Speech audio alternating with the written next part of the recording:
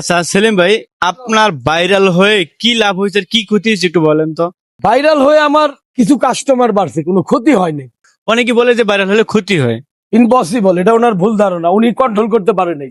এটা যে বলে হ্যাঁ। সে নিজে কন্ট্রোল করতে পারে নাই। আগে ছিল তোমার 80 জন কাস্টমার, কয়জন? 80 জন। আর এখন 100 জন হয়েছে। এই 20 জন কোত্থেকে আসছে? এই মোবাইলে দেখে আসছে। যেটা সত্য এটা বলো। এই যে কাস্টমার 20 জন বাড়ছে, কোত্থেকে বাড়ছে? এই মোবাইলে দেখা বাড়ছে। যে অমুক মহল্লায় গল্লির ভিতরে 30 টাকা পোলাও বিক্রি করে, 20 টাকা খিচুড়ি বিক্রি করে। এটা তো আর মাইক দিয়ে এলান করার মতো জিনিস না।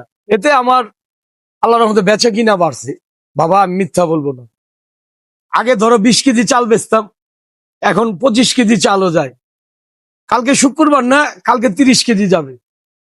কারণ কালকে বিভিন্ন মাদ্রাসা থেকে, বিভিন্ন জায়গার থেকে শুক্রবার দিন ছুটি থাকলে ছাত্ররা আসে।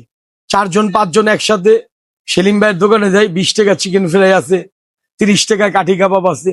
ওরা আইসে এখানে খায়, আলোচনা করে, আমি শুনি। এই কথাগুলা মিথ্যা না বাবা, বাস্তব। আর মিথ্যা কথা বলে তুমি আমার 100 টাকা দিবে না, আর আমার মিথ্যা কথা বলার দরকারও নাই।